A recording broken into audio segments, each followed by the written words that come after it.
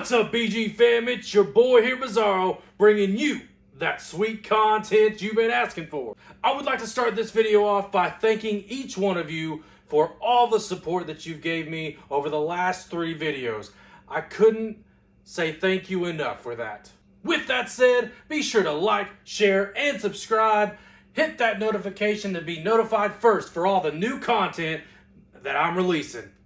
This week's video is the first of a new series called Retrospec, and we're gonna dare to dream and look back at the Sega Dreamcast and the legacy that it left. Before we get started, question of the video, what is your favorite Sega game? Let me know down in the comments section below. So let's hop into our DeLoreans, set our destination for September 9th, 1999, put our awesome sunglasses on, and let's hit 88 miles per hour, and let's go back to the past.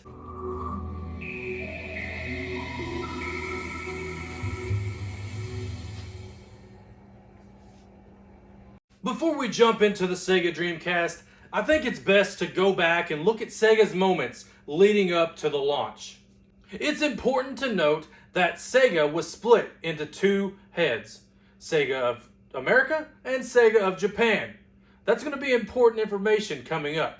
Sega had already released multiple consoles at this point. The Master System, the Nomad, the Game Gear, the Genesis/Mega Drive, the Saturn, and the Pico. No, not Pico de Gallo, but the Sega Pico. Go look it up. The Master System wasn't very popular over here in the States, but its successor, the Sega Genesis, was highly successful and led to the first ever console wars. Sega of America knew the success they were having with the Genesis, and they decided to push it to the moon. This led to the release of the 32X and the Sega CD add-ons that would later be known as the Tower of Power. Why? Because it took 3 freaking adapters, power adapters, and it built a tower. Come on. Keep up, guys. Sega of Japan, however, was ready to move on and began development of the Sega Saturn. Sega of America wasn't a big fan of the design or the specs of this new system and constantly tried to push new ideas, but was constantly turned down as well. Sega of Japan released the Sega Saturn on November 22nd, 1994, a day after Sega of America had just released the 32X, the system that it pushed and was promoting. The Saturn was released that following May, but as a surprise to all consumers because of the lack of promotion. In turn, this system was a complete flop in America, and it only took 3 years for Sega to finally pull the plug. Sega was looking to make up for the blunder they had with the Saturn. After several layoffs on both sides of the company and executives and CEOs switching in and out, Sega decided to finally pursue the future. Leading up to the release, Sega held a competition where the winner would get to choose the name of the next generation console. While America didn't get the Dreamcast until 9/9 of 1999, the Japanese market got it a full year ahead. They released it in the holiday season of 1998 to 29,000 yen. In 24 hours, they sold out of all the units that they had. It is estimated that Sega could have sold 200 to 300,000 more units that day. The issue? They had a shortage of the PowerVR's chipset. Due to these setbacks, amongst others, Sega was now relying on the American release of the Dreamcast. Right before the release of the Dreamcast in America, EA, the largest third-party publisher, decided that it was not going to make games for the Dreamcast. This was a huge blow due to the fact that EA had well-established brands such as Madden. These titles were not going to be released, so Sega was now having to rely on its own names, which they had just purchased, Visual Concepts, to make their own sports games. While their sports games were great, they didn't have the popularity that Madden and other sports titles had.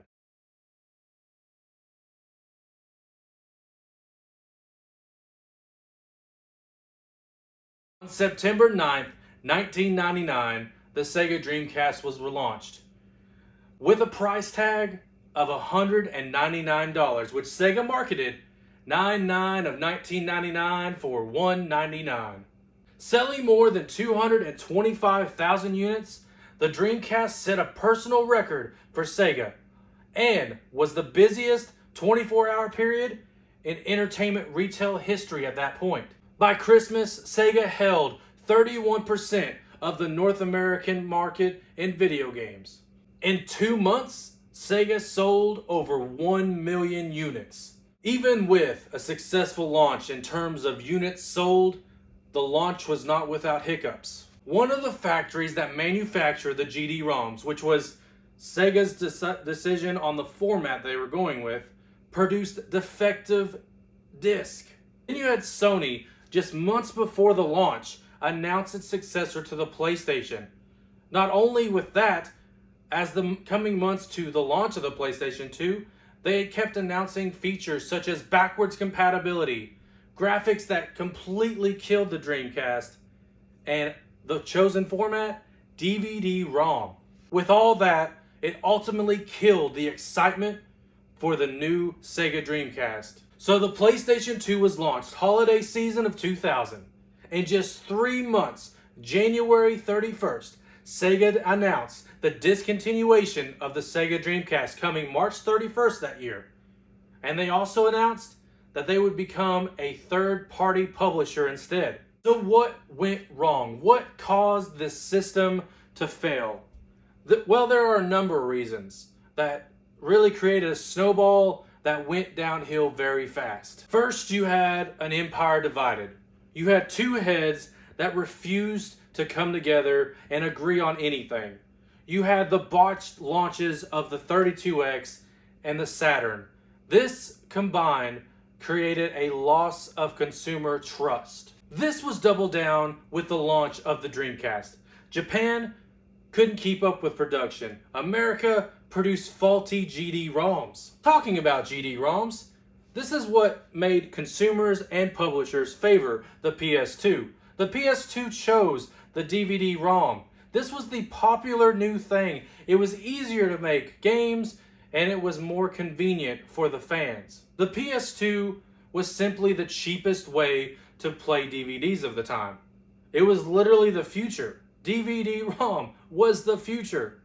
It was an easy choice, but Sega decided to go with their own thing. The loss of EA and Squaresoft was really the final nail in the coffin.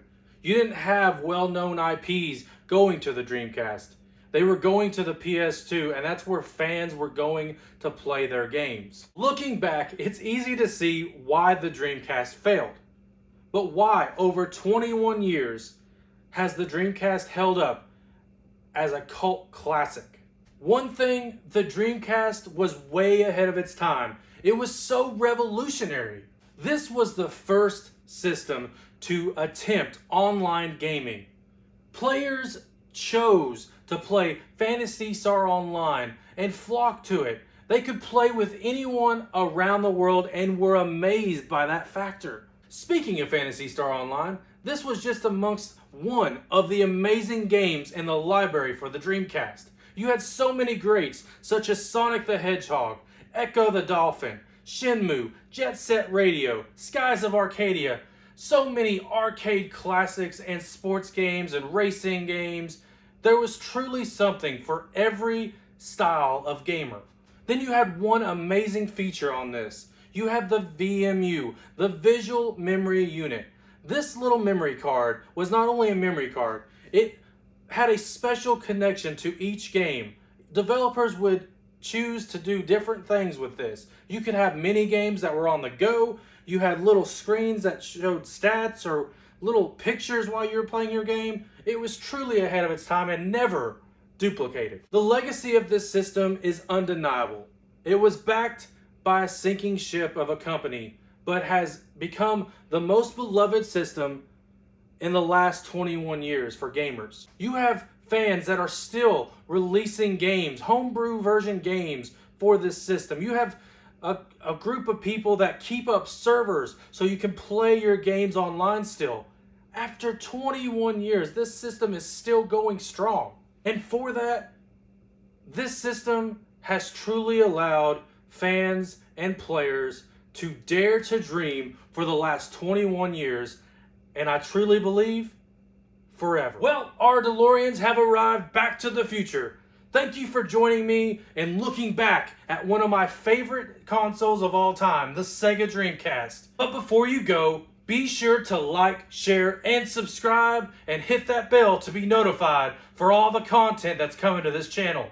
And as always, this is the Bizarro of Bizarro Gaming. Until next time.